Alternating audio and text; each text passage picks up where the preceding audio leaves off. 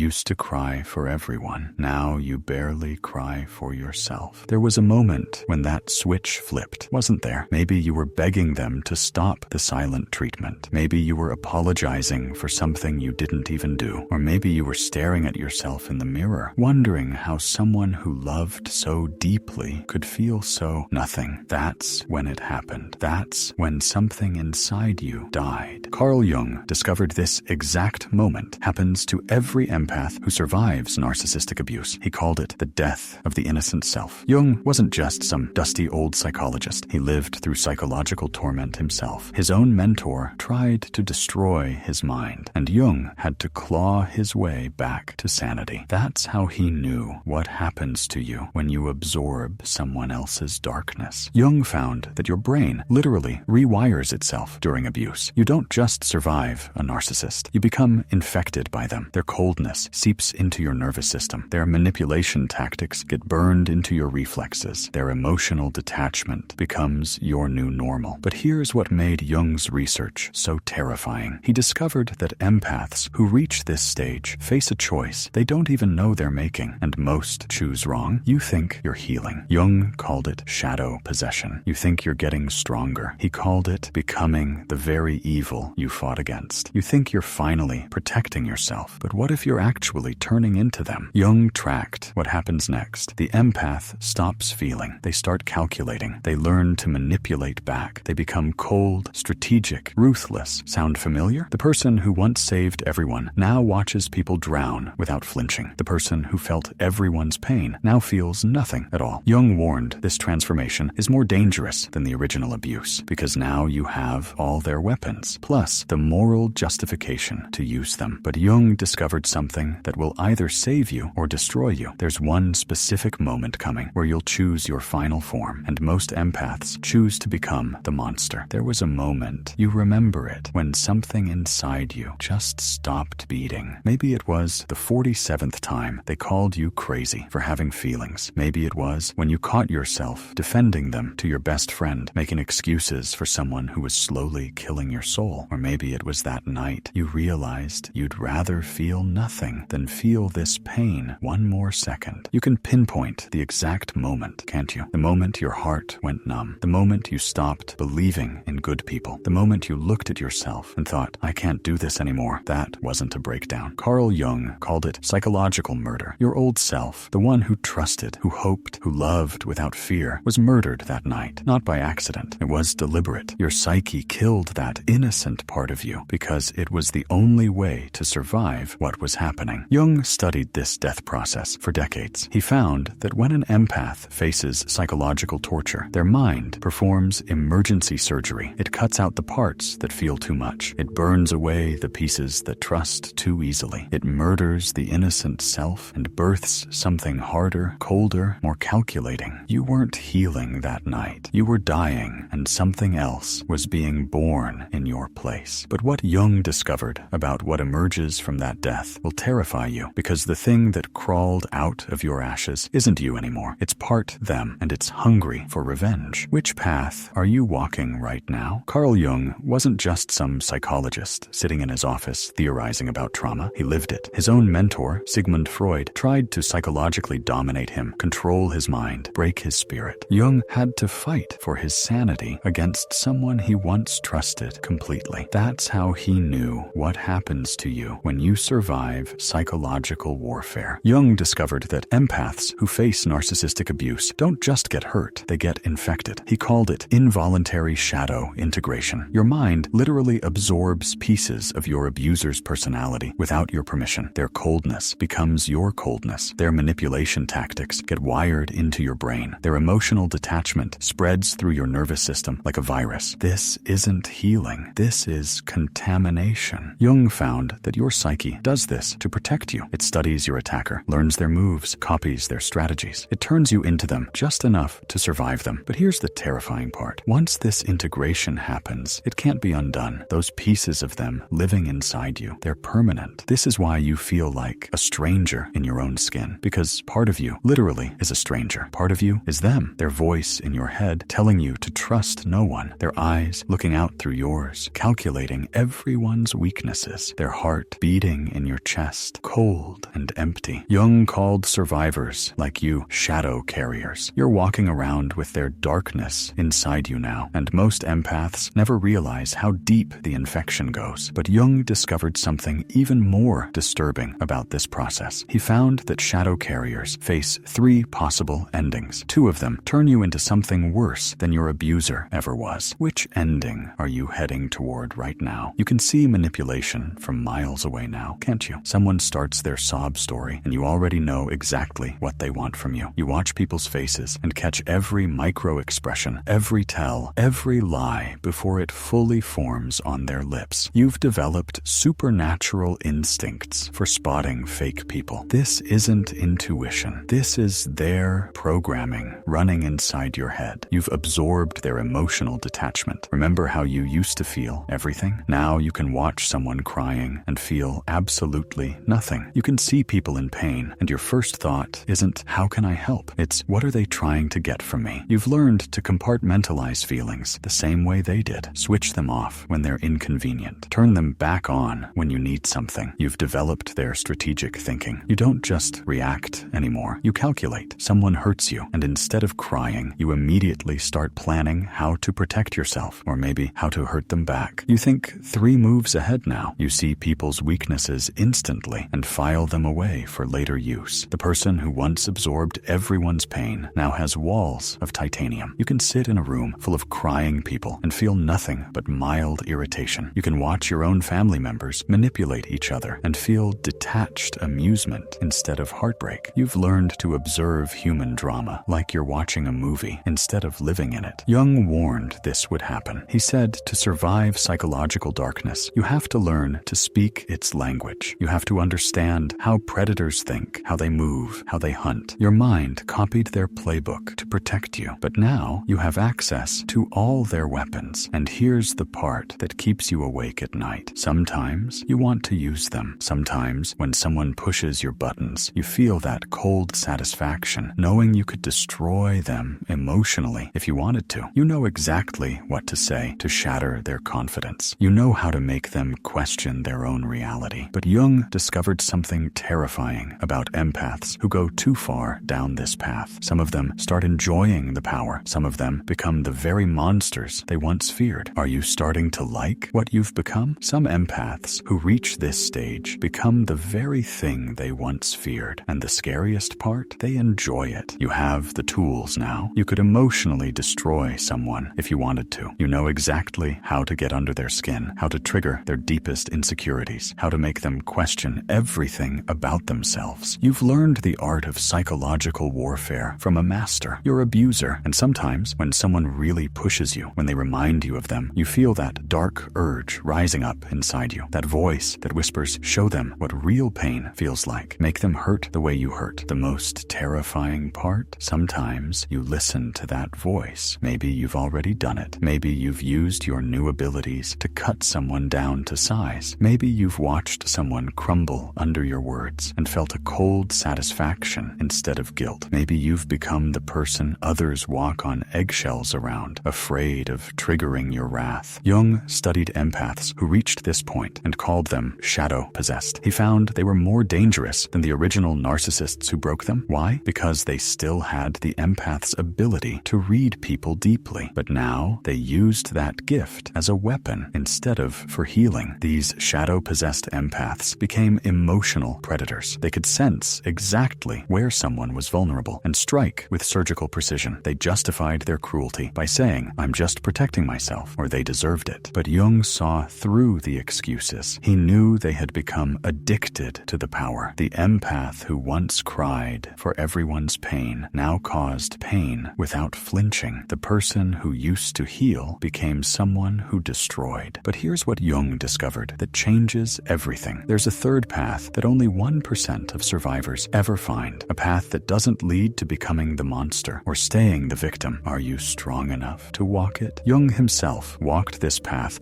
after his own psychological breakdown. When Freud tried to control his mind, Jung didn't just survive. He transformed that experience into wisdom. He learned to dance with darkness without being consumed by it. This is what Jung called conscious shadow integration. Instead of being possessed by the darkness you absorbed, you become its master. faster. You don't deny that you have their coldness inside you now. You acknowledge it. You don't pretend you're still the innocent empath you used to be. You accept that person is gone forever. But here's what makes this path different. You choose how to use what they gave you. You use your new ability to spot manipulation to protect yourself and others, not to manipulate back. You use your emotional detachment to stay calm in chaos, not to become cruel. You use your strategic thinking to build a better life, not to destroy other people's lives. You become what Jung called the integrated shadow empath, the rarest psychological evolution. You're not the naive person who trusted everyone anymore, but you're also not the monster who trusts no one. You're someone who can see clearly through the fog of human deception and still choose compassion when it's deserved. You didn't lose your empathy. You gained the wisdom to direct it consciously. You don't save everyone anymore because you finally understand that some people don't want to be saved. They want to be enabled. They want someone to absorb their chaos so they don't have to face themselves. The old you would have volunteered for that job. The new you recognizes the trap and walks away. You're not broken. You're evolved. You're not cold. You're selective. You're not heartless. You're heart smart. Jung would call you his masterpiece, someone who survived hell and came back with gifts instead of just scars. People say you've changed, and they're absolutely right. You have changed. You've become someone they can't manipulate, can't guilt trip, can't emotionally blackmail into doing what they want, and that terrifies them. Your old friends feel uncomfortable around you now because you no longer play their games. You don't chase after people who give you the silent treatment. You don't beg for explanations when someone treats you badly. You don't make excuses for people's toxic behavior anymore. They call this having walls or being guarded, but Jung would call it having boundaries that actually work. You don't save everyone anymore because you finally learned the difference between someone who's drowning and someone who's just splashing around for attention. You don't rush to fix other people's problems because you understand that some people are addicted to their drama and will sabotage any real solution you offer. You save yourself first now, not because you're selfish, but because you finally understand that you can't pour from an empty cup. You can't heal others while you're still bleeding. You can't be anyone's emotional support system if you haven't built your own foundation first. This makes people angry. They want the old you back, the one who absorbed their pain, who fixed their problems, who made them feel better about their choices. They don't want this new version who sees through their manipulation and refuses to play along. Welcome to your dark awakening. You're not the victim anymore. You're not the savior either. You're something far more dangerous. You're awake, and Jung would be proud of what you've become.